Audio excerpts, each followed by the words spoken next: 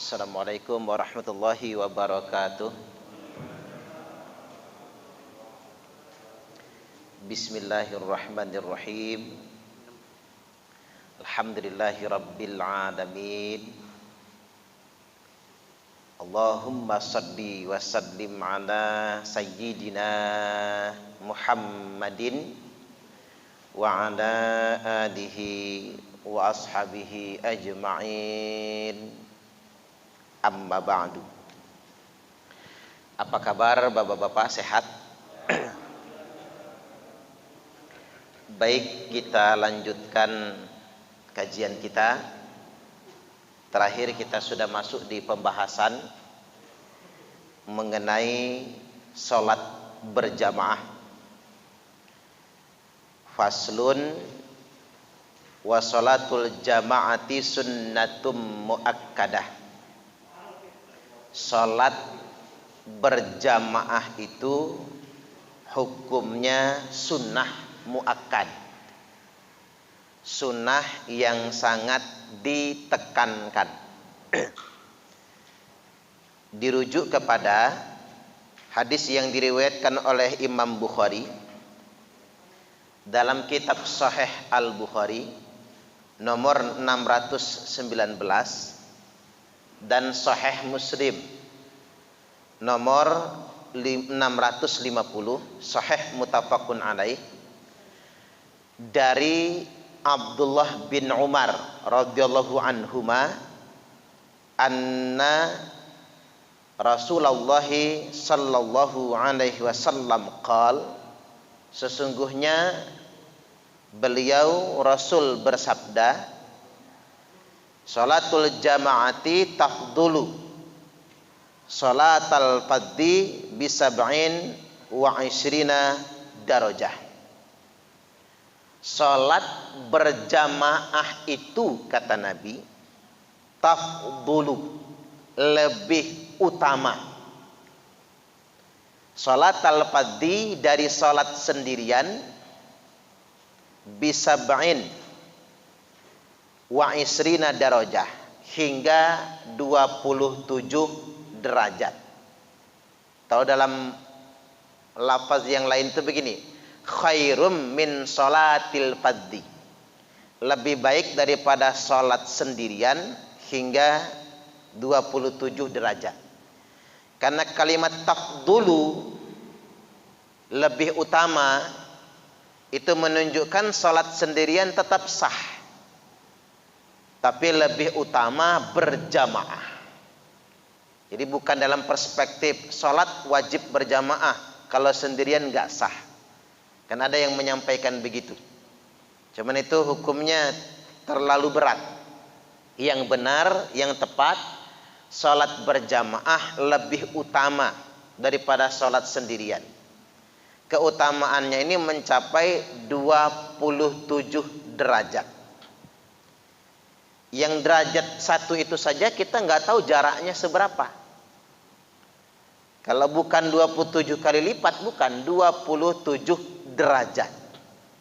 Derajat ini bisa jadi kan 1 derajat dari langit ke bumi jaraknya, Pak. Saking mulianya sholat berjamaah itu.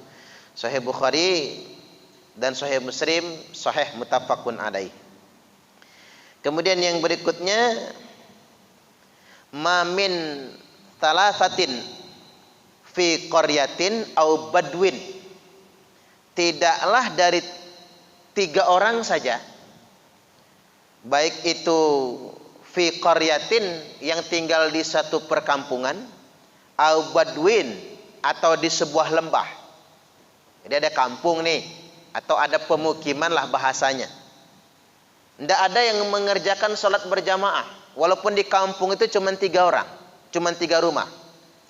La tuqamu fihim al jamaah, yang mereka tidak mendirikan sholat berjamaah di lembah atau di kampung itu. Di sini dikatakan wa fi riwayatin, disebutkan dalam riwayat yang lain dikatakan ilastahwada alaihimu syaitan, kecuali pasti mereka akan dikuasai oleh setan. Dia ada kampung masjidnya nggak ada sholat berjamaah. Bahkan tidak ada masjid, Pak. Mungkin kampung itu jumlahnya cuma 10 rumah. Tapi belum ada masjid. Tapi di sana masyarakatnya tidak mengerjakan sholat berjamaah. Maka masyarakat di kampung itu akan dikuasai oleh setan. Makanya nggak boleh, nggak ada sholat berjamaah itu. Ada masjid bahkan jadi kandang kambing. Karena kambing bebas masuk. Makanya saya ingat riwayat Mbah Yai Abdul Karim, pendiri pondok pesantren Lirboyo.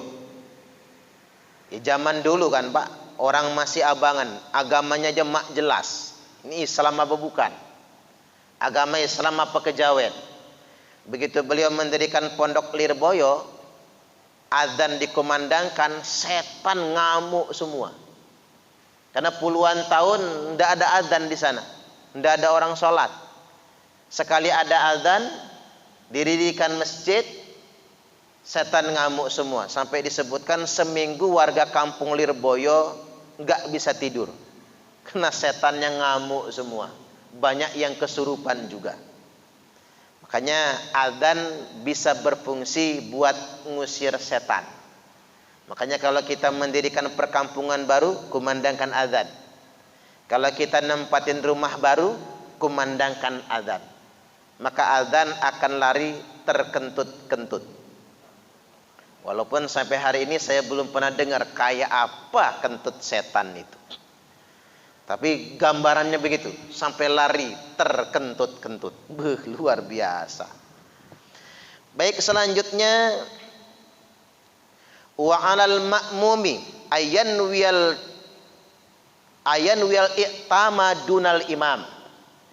Bagi makmum hendaklah berniat ngamum dunal imam, di belakang imam. Jadi maksudnya begini, kalau imam itu tidak harus berniatnya imaman lillahi ta'ala. Tapi kalau makmum itu mesti makmuman lillahi ta'ala. Harus niat ngamum, bermakmum di belakang imam. Makanya imam yang sudah kadong niat sendirian, orang boleh ngamum di belakangnya, jadi makmumnya. Yang penting yang makmum itu dia berniat menjadi makmum bagi imam. Ini yang penting, harus kita garis bawahi. Kemudian yang berikutnya, wa yajuzu ayyatamul huru bil abdi. Boleh ayyatamul huru bil abdi. Orang merdeka ngamum, bermakmum di belakang hamba sahaya. Jadi boleh orang merdeka bermakmum di belakang hamba sahaya. Zaman dulu kan ada hukum perbudakan. 2 pekan yang lalu sudah saya jelaskan, perbudakan itu hukum internasional di zaman itu. Makanya kampung-kampung, bani-bani, negeri-negeri yang kalah perang, maka dia akan menjadi budak dari negara yang mengalahkannya. Hukum itu hukum internasional.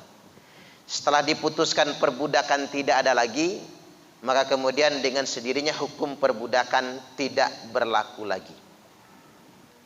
Walaupun hati-hati Pak, karena banyak orang memanfaatkan bahasa budak, apalagi kerja di Arab Saudi.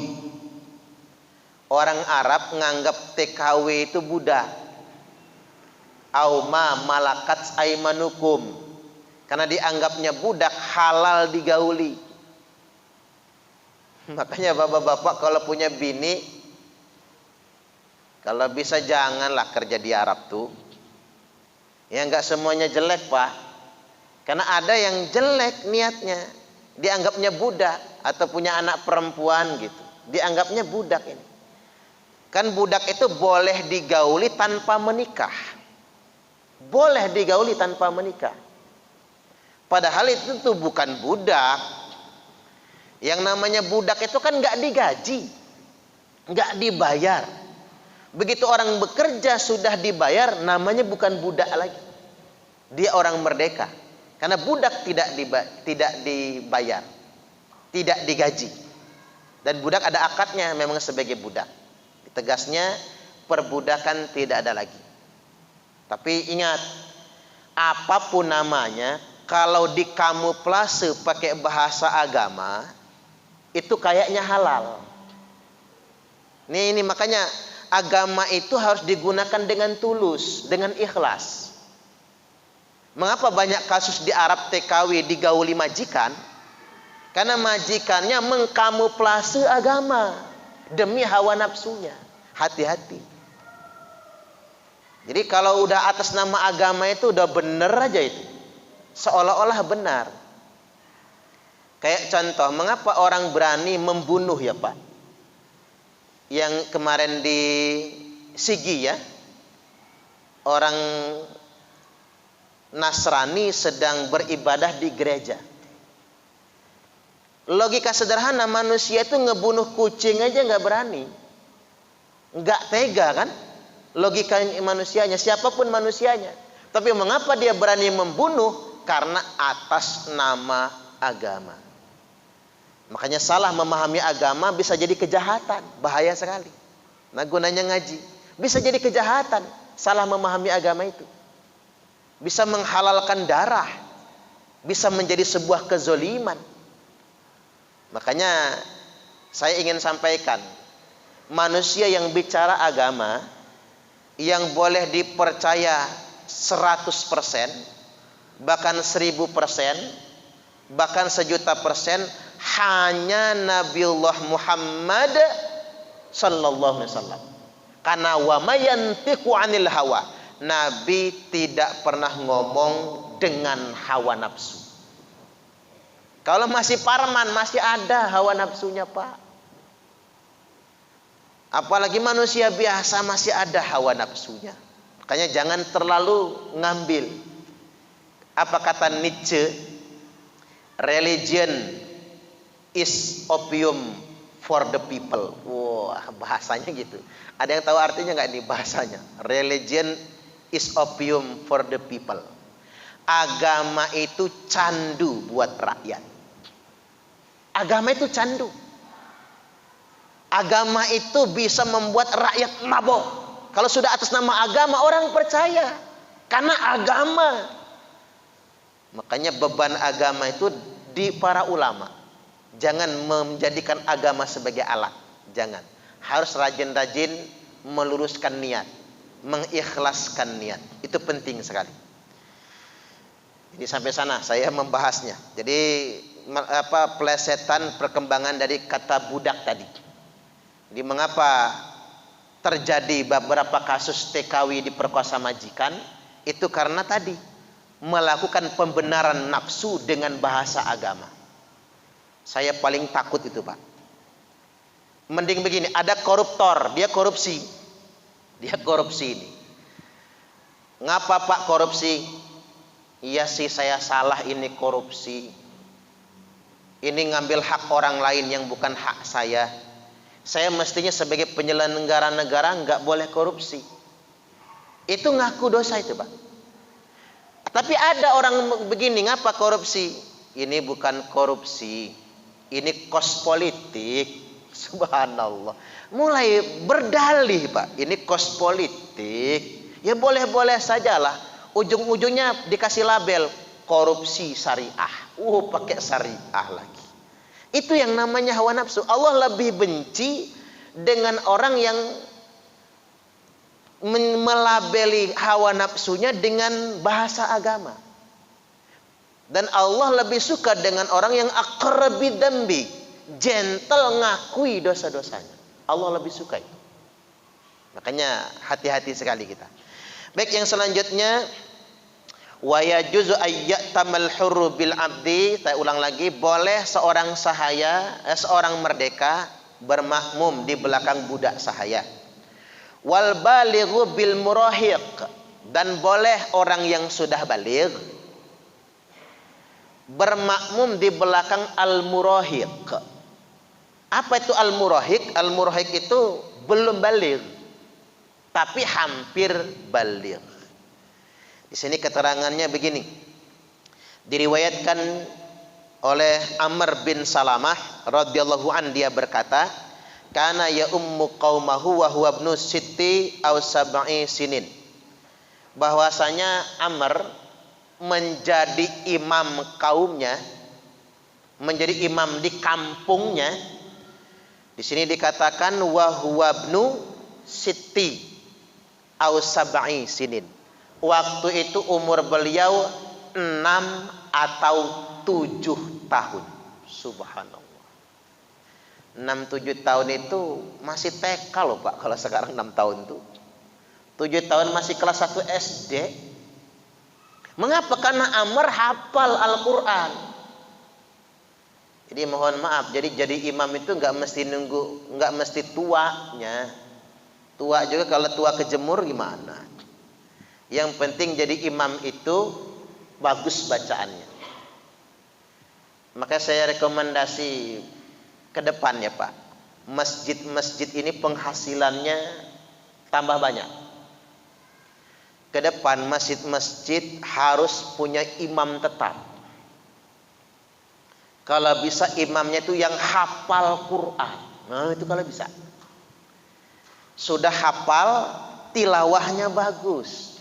Usahakan begitu. Dan kita gaji maksudnya Pak. Kalau di Arab Saudi itu katanya berapa? Minimal 200 juta sebulan. Subhanallah. Bisa nggak Imam Al-Hidayah ini kita gaji 200 juta aja sebulan? Bisa ke depannya kan? Kalau bisa begini, orang-orang yang masuk pondok hafal Quran, pondok tahfiz itu, jadi dia yakin betul hafalannya itu maslahah nantinya, manfaat. Jadi minimal dia jadi imam musola, imam masjid. Walaupun ingat, harus alim juga. Jangan cuma ngapal Quran. Kadang-kadang imam itu nggak mau ikut makmum Pak. Rajulun ya ummu qauman wahum lahu karihun.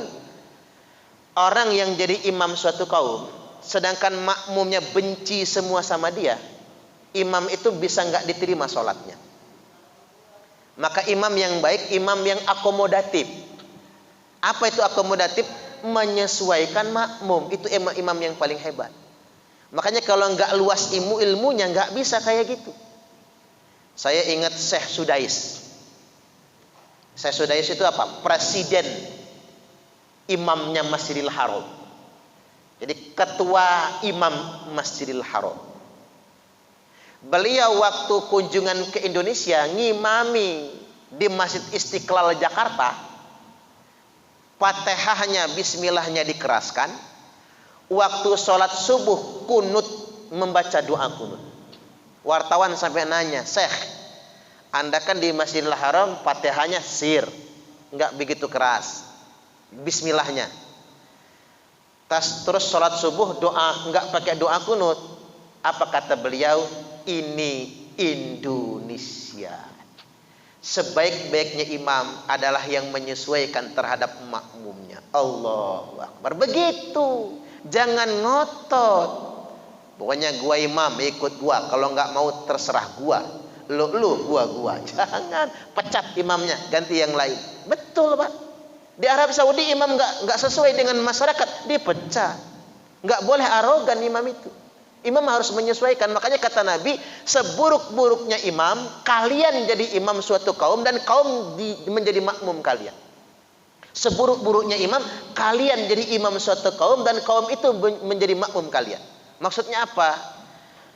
Ujuk-ujuk di tempat orang jadi imam, tapi nggak bisa menyesuaikan diri. Inilah gunanya pepatah, di mana bumi dipijak, di situ langit dijunjung. Lain ladang, lain belalang, lain lubuk, lain ikannya. Itu yang paling bagus. Ngajar agama juga begitu Pak. Mengapa saya ngajar fikih Syafi'iyah? Karena bapak-bapak rata-rata bermadzhab Syafi'i. Menyesuaikan. Karena nggak ada yang salah kok. Ya pakai bismillah jahar benar. Yang penting pakai bismillah. Bismillah sir juga benar. Tapi harus menyesuaikan kepada kebiasaan makmum. Nah ini penting. Sebagai pengetahuan bagi kita semua. Selanjutnya wala tasihu qudwatu rajulin bimra'atin. Tidak sah salat laki-laki bermakmum sama perempuan. Enggak sah itu. Mentang-mentang bapak-bapak beristri, istrinya qori'ah, juara MTQ tingkat nasional. Sedangkan bapak-bapak misalnya Iqra aja belum tamat, umpama ini. Mamah katanya, karena mamah juara MTQ nasional, mamah yang jadi imam, papah yang makmum. Ya enggak sah, ge. Ya enggak sah yang kayak gitu, makanya harus ngaji. Jadi wala tasyuqu duwatu rajulin bimra'atin. Enggak sah laki-laki ngamum di belakang perempuan. Wala qari'im bi ummiyin, dan tidak boleh juga qari'. Qari itu apa? Ahli baca Quran. Ahli baca Quran bi ummiyin, menjadi makmum ummi. Ummi itu apa? Orang yang tidak bisa baca. Tidak sah sholatnya. Ada qari nih, jadi makmum. Ada imam tapi ummi, nggak bisa baca, nggak sah sholatnya itu.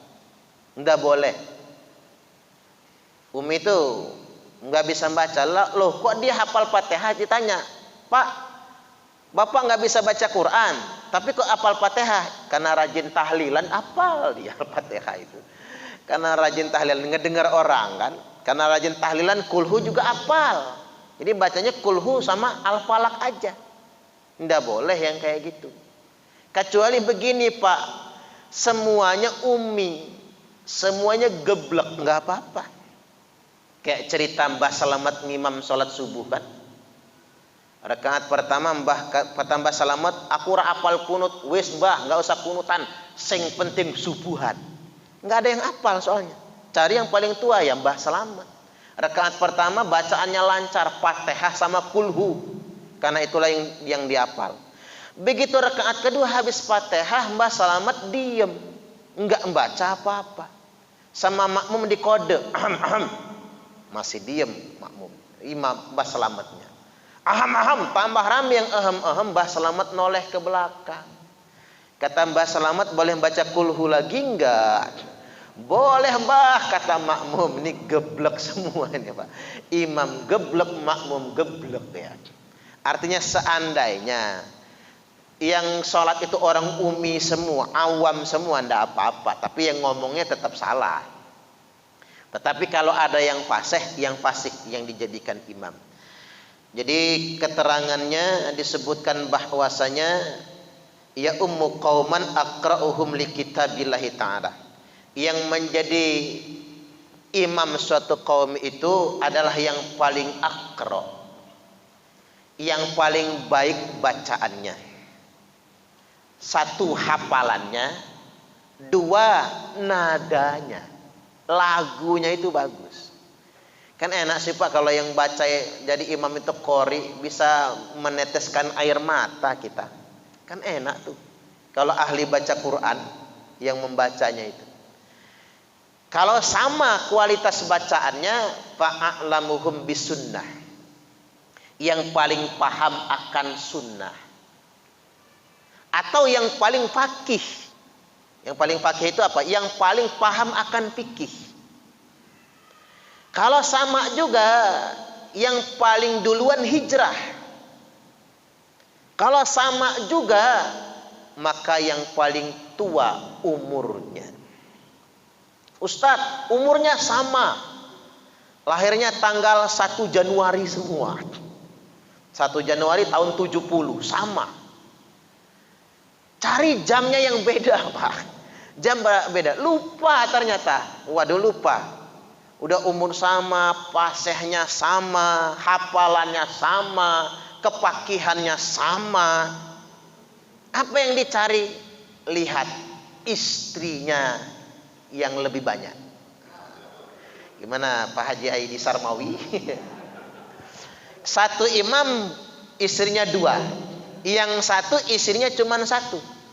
Nah, pilih yang istrinya 2 itu. Karena ngapa? Sudah teruji. Bapak-bapak nggak bisa ngaku hebat kalau istrinya baru 1. Pak Haji Hamdan berapa ya? Kalau Pak Haji Hamdan udah 2 kali ya. 2 juga sih sebenarnya, subhanallah.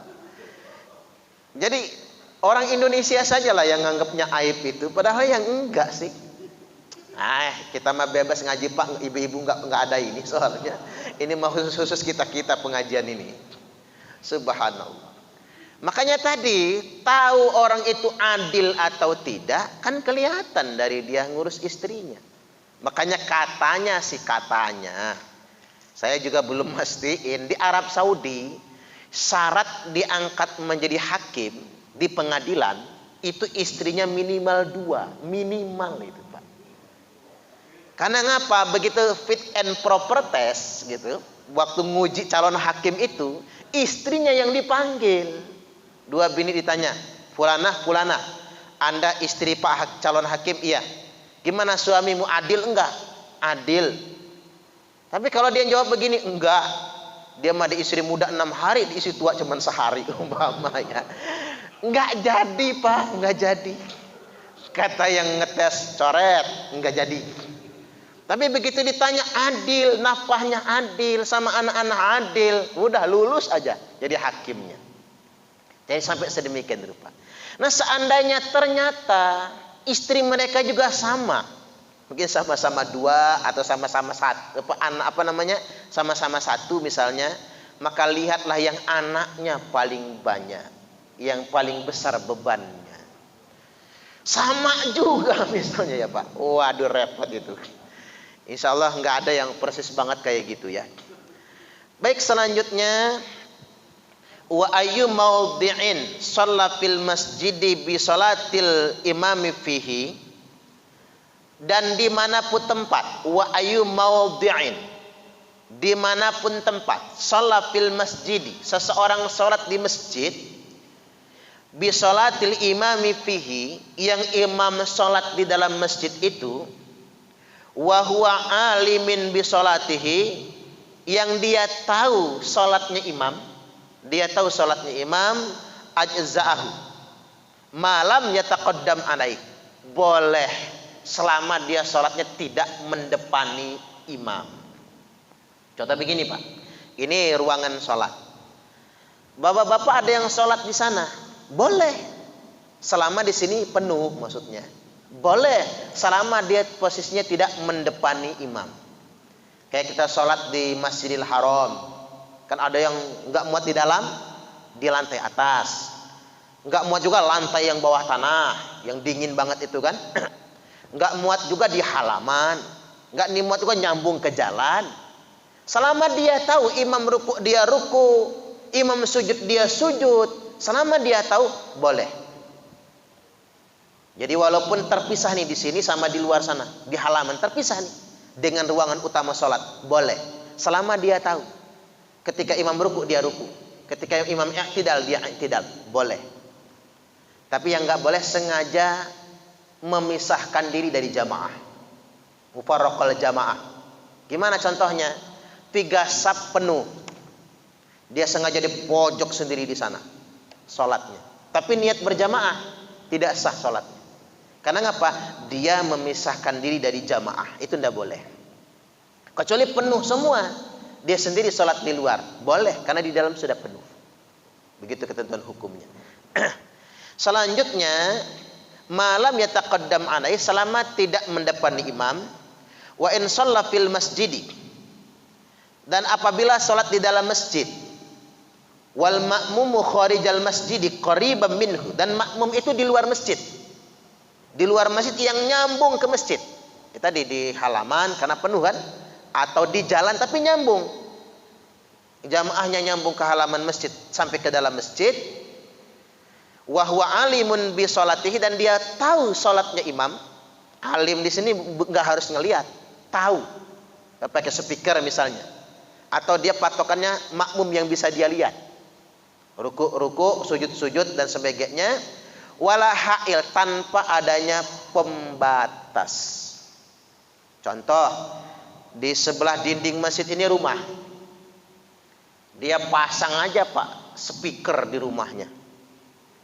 Dia tahu, jadi sholat berjamaah dari kamar dia nyambung ke masjid, nggak boleh, karena kalimatnya wala ha'il, selama tidak ada pembatas yang membatasi jarak.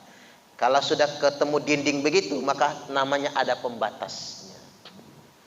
Makanya solusinya kan kita sudah ijtihad ini, dibuat kaca begini sudah ijtihad, pintu kaca begini. Walaupun ada yang berpendapat, walaupun pintu kaca tetap nggak boleh, harus terbuka katanya. Cuman ijtihad ini nggak salah Pak, pintu kaca kan bisa dibuka tutup soalnya, dan itu transparan, bisa tembus pandang dan suara kelihatan, tidak jadi masalah. Tapi kalau dia terpisah betul dan sebetulnya ruangan di sini masih penuh, masih cukup, maka tidak boleh sengaja memisahkan diri namanya. Kemudian yang berikut hunaka jazah, yang demikian itu boleh. Baik, ini pembahasan di awal mengenai sholat berjamaah. Sekarang kita buka sesi tanya jawab. Pertanyaannya bebas, tidak harus sesuai dengan materi. Saya persilahkan. Silakan. Waalaikumsalam warahmatullahi wabarakatuh.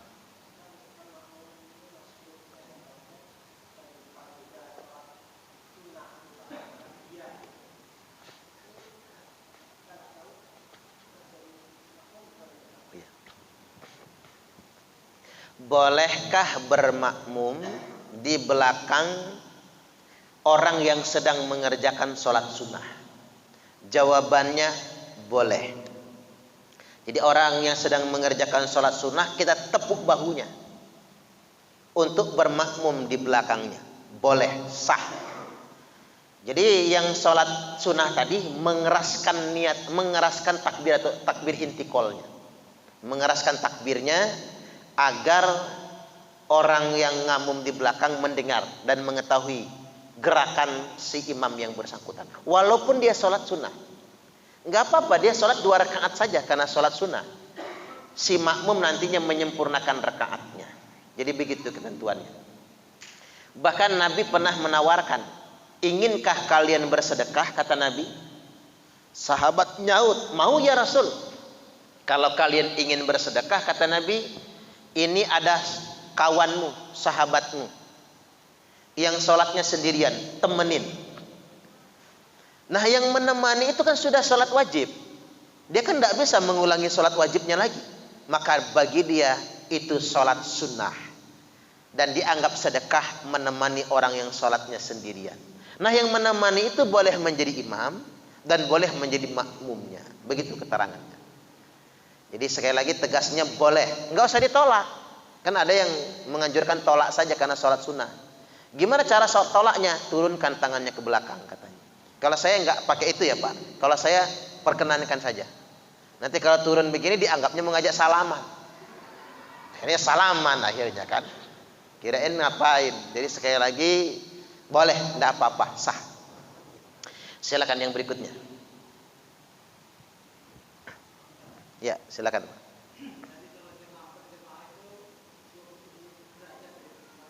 Gimana?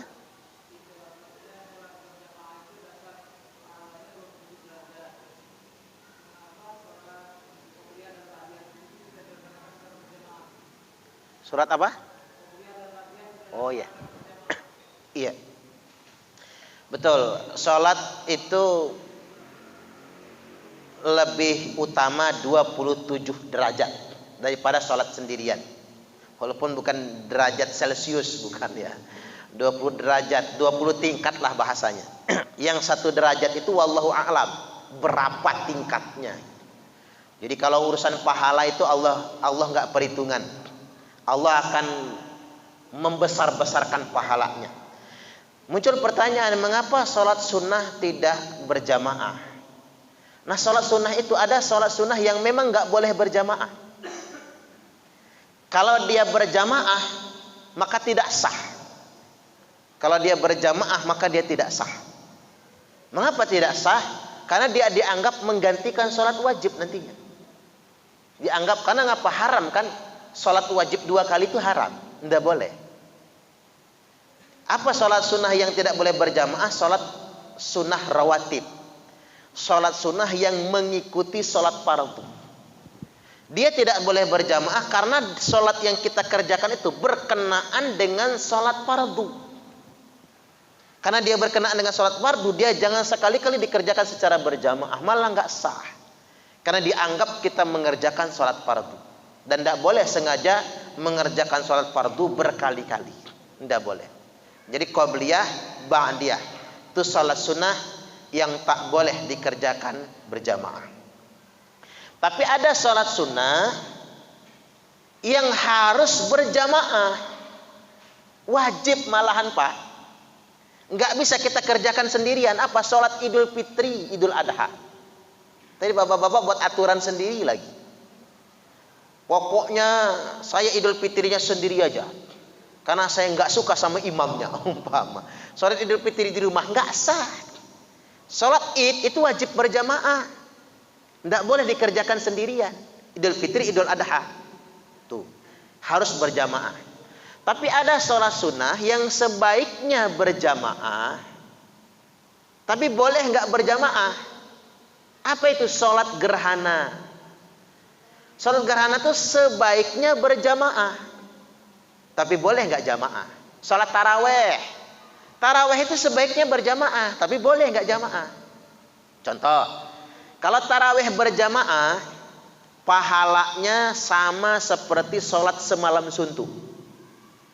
Jadi walaupun kita sholatnya sebentar Pak, cuman setengah jam taraweh itu. Kalau kita mengerjakannya kan paling setengah jam tuh. Tapi pahalanya sama seperti sholat semalam suntuk kalau berjamaah. Makanya taraweh sebaiknya jangan di rumah lah, berjamaah aja ke masjid. Biar pahalanya sama seperti sholat semalam suntuk. Tapi payah kita ini, ramenya cuman 3 hari aja. 3 hari di awal rame. Seminggu udah mulai kosong, apalagi sudah wayahnya bikin kue, tambah sepi masjid. Mestinya kan dibalik, akhir rame, awal sepi, tidak apa-apa. Terus ini sholat gerhana. Gerhana itu sebaiknya berjamaah, tapi boleh sendiri. Kalau berjamaah pakai khutbah, tapi sendiri jangan pakai khutbah. Siapa yang mau dikhutbahin kira-kira kalau sendirian? Terus ada sholat sunnah sebaiknya dikerjakan sendirian, sebaiknya sendirian. Tapi kalau dengan alasan tertentu boleh berjamaah. Sebaiknya sendirian, tapi boleh berjamaah. Apa itu? Tahajud. Itu sebaiknya sendirian. Tapi kalau guru kiai lagi ngelatih santri, boleh berjamaah. Duha. Duha itu sebaiknya sendirian. Tapi kalau lagi ngelatih murid di sekolah, boleh berjamaah. Bapak-bapak ingin jamaah sama istri dan anak-anak di rumah, boleh, gak apa-apa. Walaupun sebaiknya sendirian. Nah, ada sholat sunnah yang sama sekali gak boleh berjamaah, yakni qobliyah dan ba'diyah. Nah, itu urutannya. Jadi harus kita petakan masing-masingnya. Baik, yang berikutnya silakan. Iya, silakan. Salam warahmatullahi wabarakatuh.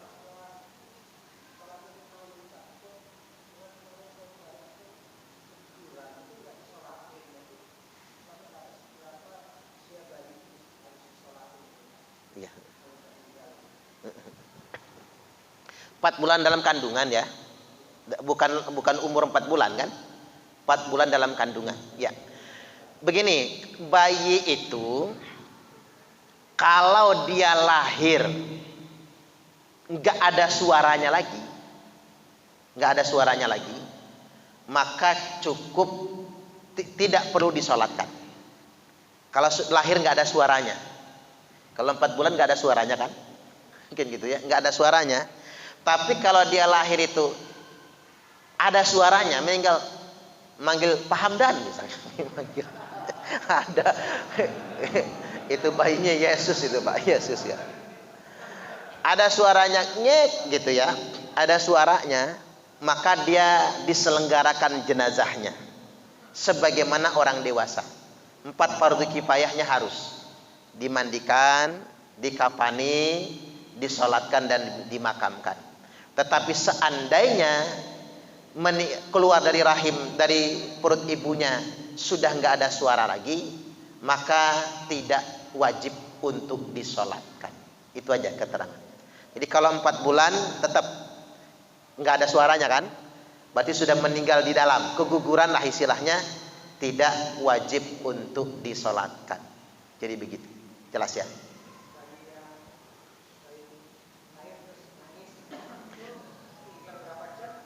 Iya, pokoknya nangis sebentar, misalnya, plek, mati dah misalnya. Maka diselenggarakan jenazahnya. Nggak harus pakai jam, nggak semenit lah, sedetik. Yang penting ada suaranya.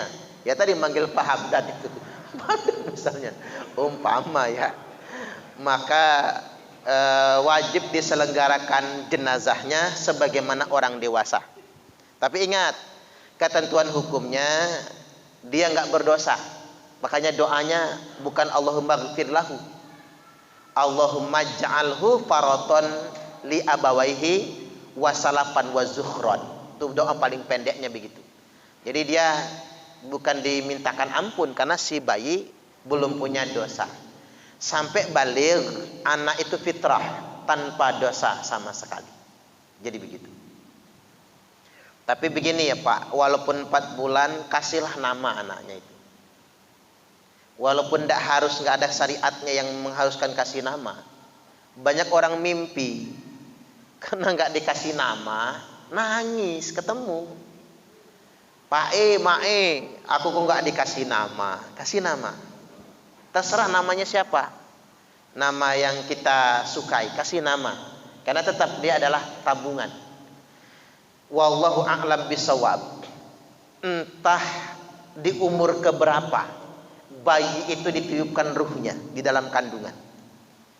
Ulama ada yang mengatakan 4 bulan. 4 bulan itu masih kira-kira loh Pak. Ya jangan-jangan begitu dia umur seminggu dalam kandungan sudah ada ruhnya. Wallahu a'lam bisawab. Makanya walaupun baru umur 4 minggu, baru umur sebulan kandungan itu, dia keguguran, tetap kasih nama. Walaupun belum berwujud apa-apa, tetap dikasih nama. Karena itu tabungan bagi kedua orang tuanya. Walaupun tidak diselenggarakan sebagaimana menyelenggarakan fardu kifayahnya jenazah. Ya cukup dikuburkan saja. Jadi demikian. Jadi bungkus kemudian dikuburkan.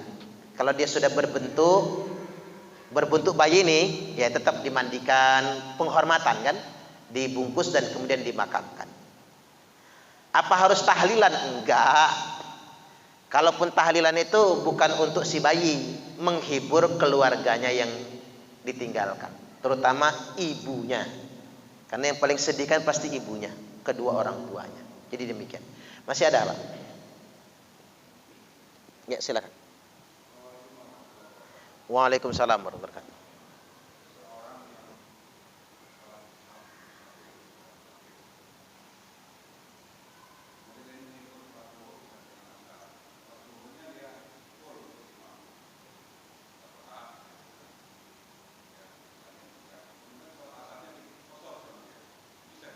Bisa, boleh.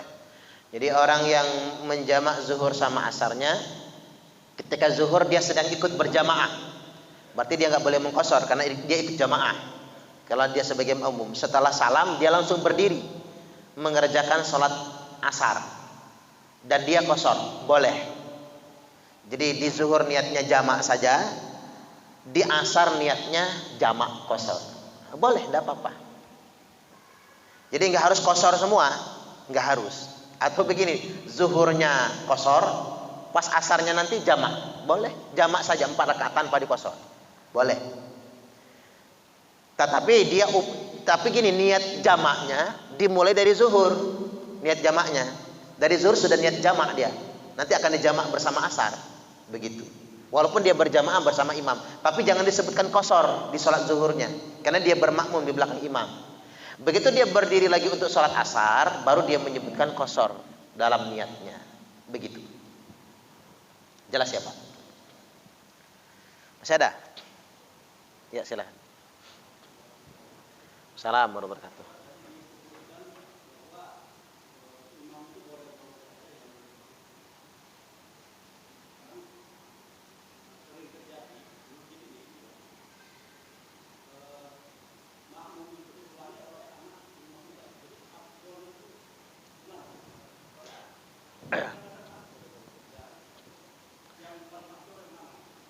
Iya, berarti begini, kalau ada keterangan al-murahiq,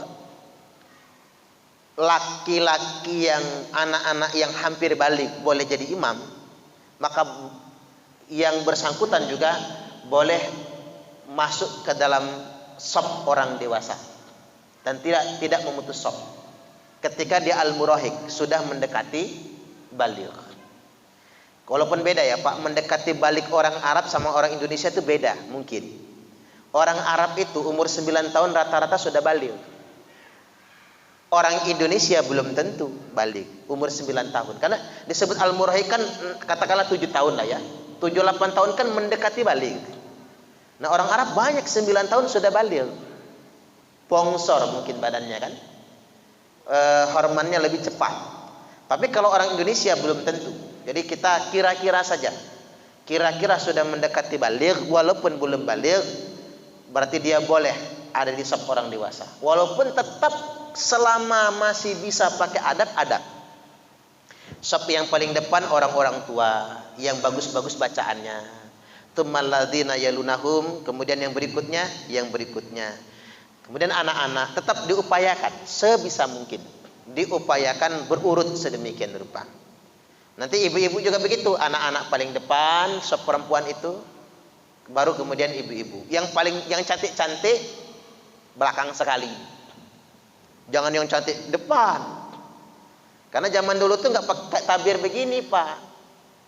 Jadi tabirnya anak-anak antara laki-laki dan perempuan itu. Kalau yang cantik-cantik di depan, bapak-bapaknya noleh semua sambil sholat. Noleh ke belakang begitu. Makanya dia buat sedemikian rupa. Jadi jarak pembatas antara laki-laki dan perempuan adalah anak-anak. Jadi begitu.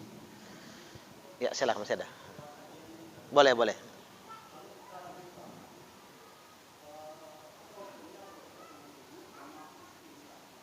Lagi puasa. Ya.